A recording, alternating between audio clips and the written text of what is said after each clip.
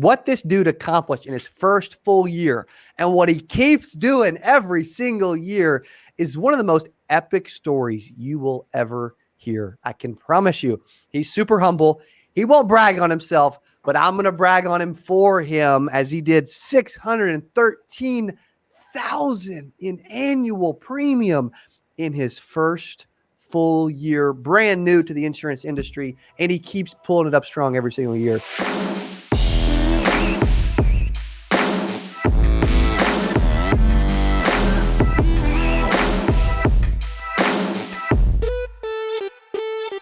Ladies and gentlemen, welcome back to Power Player Podcast, live every Tuesday, 80 time. Today I got an absolute legend, Mr. Tony Capistrano. Welcome to the Power Player Podcast.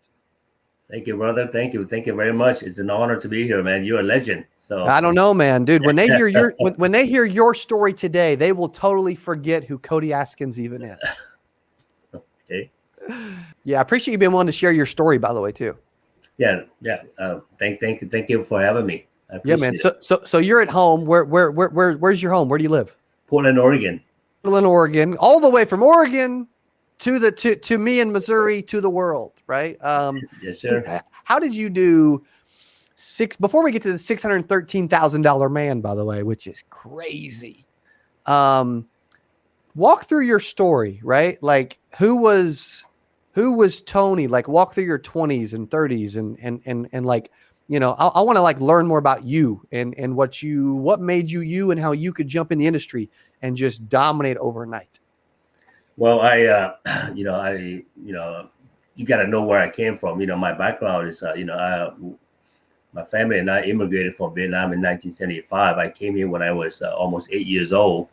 Wow. Pretty much grew up here in the United States and went to school, get good grades, and went out and get a good job. But I supported my family of five for 17 years, working nights. As a local press operator at the local newspaper in Portland, Oregon, and got into the mortgage business. I did that for about 8 years. Did very well, and bought some, 3 different homes to rent them out. And because of the collapse, it pretty much put my business. Tank my business, and so I got into network marketing. I was already doing network marketing, building. Yeah, okay. So before you went to network marketing, you were in the mortgage business. Obviously, you had a bunch of stuff. Things were going well. It collapsed. Talk about what your business looked like right before the collapse.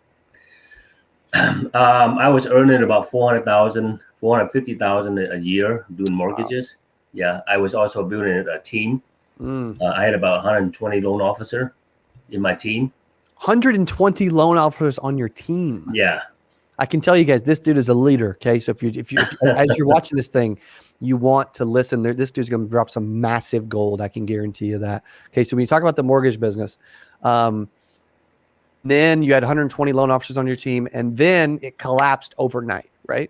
Collapsed overnight. Yep. And how did that make you feel? What did you think in that moment? Well, I got into a network marketing business called, at the time it was called Prepaid Legal Services. It's now called Legal Shield. Yep. I was already doing that as a side gig, and then I studied the comp plan, and just look at the top people over there, how much they were making, and what kind of impact they were making, in the society. And I go, wow, I could do that. Yeah. And I did that for about 4 years, and find that the people that it was not duplicatable. The people that or in my core group of leaders were not making an income, not enough to support their family. And so I left that. I left that company, and people thought I was crazy because I was on the top of my game. And then I went over to skincare of all things. Okay, so you've done a lot, man.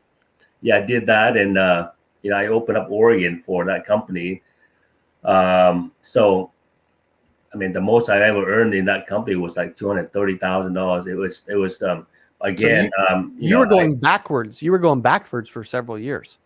Yeah, I was going backward. I was going backward in income, and the homes that I had was I was just putting out more money. It was an alligator, and I kept it for about 8 years, and pretty much decided to get rid of them. But I got into a skincare business, built a huge organizations, and it was not duplicatable. I mean, I was the only guy making the income, and I just. So I want to stop you there. You said something there, like you wasn't duplicatable. You were the only guy making the money. Yeah. How important is it to find something that people can be a part of, that they can duplicate it, what they're doing with other people, so they don't have to physically do it themselves forever? Like, you just dropped a massive bomb. I don't know if people caught it, but I'd love for you to talk through that concept real quick. It's very important when you are building a team, an agency, a team, to find a business model that you can make the now income by going out and producing to support your family, but also build later the permanent income, and have a system in place to support that team, that agency. And I found that with our company that I'm with right now. I've been doing it for going on. I've been in the insurance industry going on 6 years. Let's back up. I was in a practice company for about 3.5 months, and there was no system, there was no support, there was no leadership. The culture was was not there. Over there. What was wrong with the culture? What was wrong with the culture? If you could talk real quick. The leadership, the CEO of the company was just too controlling. They didn't let us. They're just toxic. I mean, I couldn't even talk to people sideline to me to learn about the business. It was a no-no. So yes, a lot of company out there just hire you and throw you up against the wall to see if you stick. And people sacrifice their time to study the life insurance course. I mean, at least you can do it is help them, achieve their goal. And and it's just not me when I see that I'm the only one that's making an income. So I got introduced into this industry back in about this time in 2016. I got licensed. February 18th is when I got licensed. And February 18th of what year? 2016. 2016. Okay, so you're 4 days away from your 6-year anniversary. Yeah. Right, which is absolutely incredible, by the way. So that's awesome. And what you've accomplished in 6 years is really impressive. Most people don't accomplish that much in 6 years. So kudos to you. So congratulations. Yeah, it's not how I didn't think that I was going to be able to work in this space because when I was in the mortgage industry, I was pretty much almost of my client, 75% of my clients were from the Asian community. And working in this business, you pretty much help in mainstream America, and I didn't think I was able to do, but it's I found out I was wrong. I mean, just genuine. If you just they're genuinely trying to help them protect their family, they'll listen to you. Yeah. And the key to this business is pretty much keep everything simple. Dumb down your presentation and don't make things so complicated, and that's the key to my success here. Okay, so talk through that. So that's a really important piece, right? So let's merge what you just said with the fact that you wrote $613,000 in annual premium in your first full year, which is mind-blowing. How did you keep it simple? Walk through that first full year. What did you do differently than others? How did you have such insane, ridiculous success? I want to slow down and really walk through the early days of that and not jump ahead. Like, what did that look like? First, the company that you're with got to have a system in place. Yes. And the leads, because we're in the mortgage protection business. We do also advanced market, everything else, but the leads have to be affordable. And the company that I came from, the leads were about 35% more. It costs a lot more. Got it. And if the leads are not affordable to the mass, you can't. I mean, how are you going to build an organization? But back up to where you're asking me, it's not how good I am. I'm just like you. I'm just like anybody else. But I work hard. I work hard. I just, I work hard, and I keep, my presentation very simple that a sixth grader can do this. And that's how I was able to, get submitted 613,000 my first full year. But not, and more importantly, I was able to duplicate myself many times by teaching people to do the same thing. Give me one tip of one thing that you say, okay, the way I teach it and the way I help people, a sixth grader could do it. Like, give us a tip, give us an example of something that most people in the insurance industry overcomplicate, but that you really keep quite simple. Well, because our business model, the leads has already done 80% of the work. So you just have to do the work by making the dials, booking the appointments. And when you sitting down with people, whether it's in front of people in their homes or whether over Zoom, it's the same process. And you tell your presentation, you show them the three options, and they will pick one. The buyer is going to buy. They're going to buy, and they're going to pick one.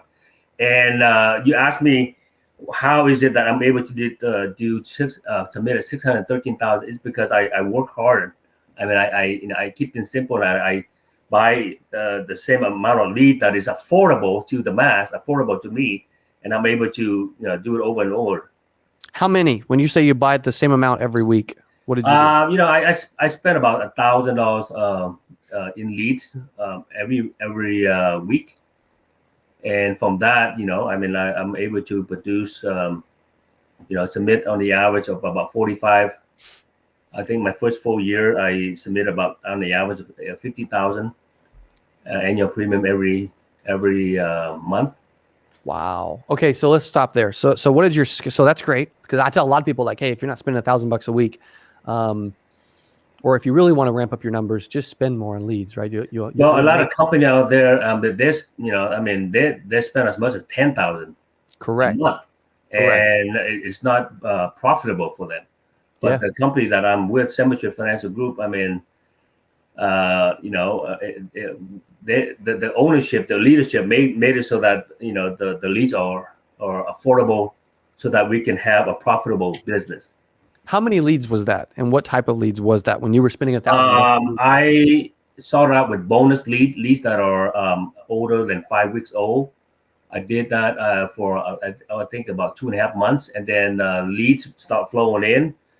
I started out with 20 A leads. A lead means it's fresh leads, and then I up it to 30 leads once I found out that it's a numbers game.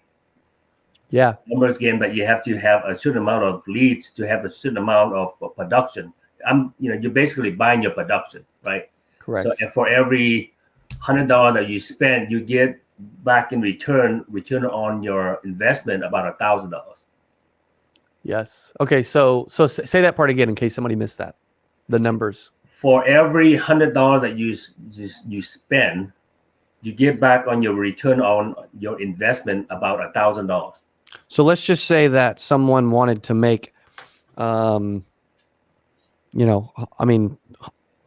case, $100,000. Well, they would need to spend at least 10 naturally, but also if someone can get a 10-to-1 return, like you're talking about, and they could spend $1,000 and get 10K a month. A lot of people aren't making 10K a month. If they could, they can do more. They can if you. And I would rather maybe in some months, but if you average it out, if you average out over a year, you're going to see that same kind of numbers that I had. Yeah. Which is amazing, by the way. What did your schedule look like? So you talked about eventually you were getting 30 new leads a week. Well, it's not just about me producing. My first full year, I submitted 613,000, but also more importantly, I duplicated myself. There's a system in place in our company, but also within my agency, I dumbed down the presentation so that a lot of people was able to produce, $200,000, $300,000, $400,000 their first full year as well. How many agents did you hire? My first full year here in 2017, we submitted over 5 million in annual premium or agency. That's amazing. Submitted over 5 mil in total team production in your first full year. Yes, sir. That's freaking insane. Are you just a better leader than most people? No, I believe in my leader. My I try to lead by example, and not just say, "Hey, you guys go do it." For me to teach it to my agency, to my leaders, to my agents, I have to know what I'm saying. I have to know what I'm doing, and I have to. You cannot teach people something that you do not know, and so Correct. then I've always been a hands-on guy and try to lead by example. It's Yes. not because I'm better. I just keep things simple. Yeah, I mean, you do keep it simple. You make it seem very simple too. What days were you running face-to-face appointments back then? Yeah, back then I was I was doing face appointment. Yes, because there was no COVID yet. So yeah. Right. What days were you setting and what days were you running? I was setting. I was taught. I was taught to make dials from 8:30 to 12:30 on Saturday morning, and then go out into the field on Monday and Tuesday. That was the standard in the industry. But I dumb it down. So you know what? I'll work harder. I'll make my appointment on Saturday morning for 4 hours. I'll book the appointment. I'm on my phone for 4 hours, and then I go into the field to 3 to 4 appointments, and I'll come home by 8 p.m. at night. And then Sunday, I'll have maybe another 3 appointments. Out of those 2 days, I should already have 10,000 annual premium submitted. Anything else after that is gravy. Yep. And so I kept it like that. And, I still have a lot of time to do what I want to do. But more importantly, it's what it is duplicatable for the team to do. And that's why I try to keep things simple so that they can, they can see that they can do it as well. So what do you recommend that your team and other agents do? I recommend that, they follow the system, buy leads or consistently. I mean, for me, there are weeks where I submitted 45,000 annual premium. It's because the in a week you submitted 45K in a week. Yeah, there are some weeks when I know that I'm going to be at a conference, or maybe I'm going on vacation, and the leads that are still coming in because I have a standing order. I still buy those same amount of leads, and I just condense my time that I work those leads. See, the buyer is going to be in those batch of leads. It doesn't matter. Right. I mean, that's why 80% of this business is already done for you. I mean, you're not cold knocking on doors, people that don't want it. They ask you to be there. So Correct. That's why it's very, very duplicatable business if people are willing to make the dials and work the business. Yeah. Let's talk through that 45K week. How many appointments did you set and how many did you run? Do you remember those numbers? Yeah,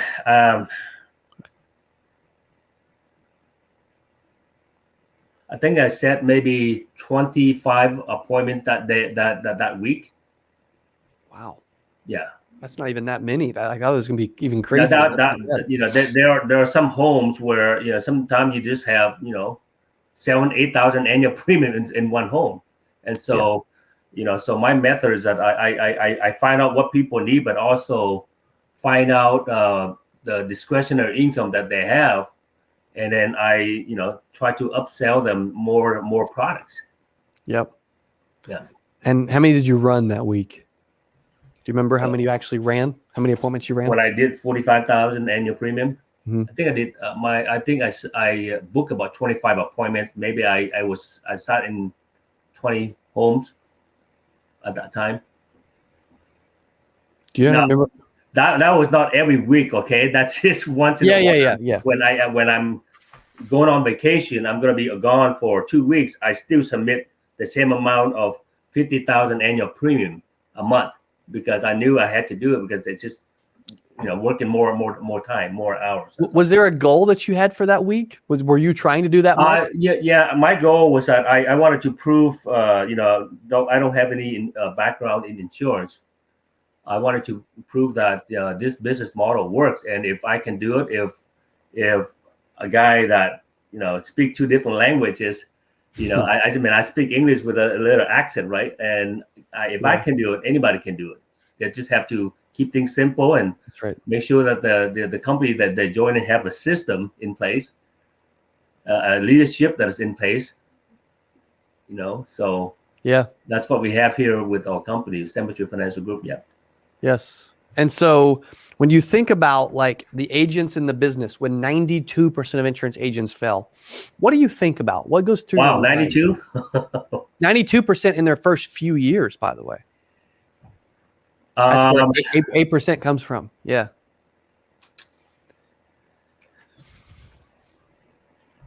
I don't know how you got that statistic, but if you, I'm sure you've done your research. Yeah. For me, I mean, the business model that I am in, the leads are there. You just have to find some money in the beginning to invest in those leads. And our company have leads that are $7 each. I mean, it's one of the best return on your investment. Yes. Yes. So did I answer your question? I don't know about the. I mean, is it because they don't buy leads? And I mean, what do you think? Yeah, people don't. Like let's say they, some people they go on vacation or they. The problem is that some people don't have the work ethic. You got to have a good work ethic. And what do you say to those people that don't? Like, why do you think they're lazy? I don't know. I mean, maybe I'm not saying that people are lazy, but for me, just coming from an immigrant background, I grew up poor. I know what I knew what it takes to make this. I've been working since I was 10 years old. Yeah. And I'm still working. I'm still still helping my team. This year, I'm just dedicated to helping people duplicate what I've done. And what a lot of leadership in our company has done. Yeah. So yeah. Hey, for those that want to look you up at any point, first name's Tony, Tony. How do you spell your last name? Capistrano. Capistrano. Yes, sir. Yeah. Capistrano. Cool. Tony Capistrano. Okay, cool. And I'm guessing they can look you up Facebook, LinkedIn, whatever. Yeah, Tony Capistrano. Yeah, I'm on LinkedIn. I'm on Facebook. What's your email if they want to shoot you an email? Well, I used to coach my kids basketball and soccer, so I had that email for the last 20-something years. It's coachcapistrano@gmail.com. Boom. Coach Capistrano, Capistrano @gmail. Yes, like San Juan Capistrano, coachcapistrano@gmail.com. Yes, sir. That's easy. And if you had to give an agent some advice, maybe they were really, really struggling and they were thinking about quitting, they're just not doing well. What advice would you give them? Like, what would you say? Find somebody that are genuine and you want to help you succeed. How important is a mentor? I know you're about to say it's very important. That's very, very important to work with the people that are have your best interests. Yeah. Very important to find a mentor. I mean, you can find a great company, but if you don't have a good mentor to show you or teach you or guide you, or that are not available for you, it's going to be hard.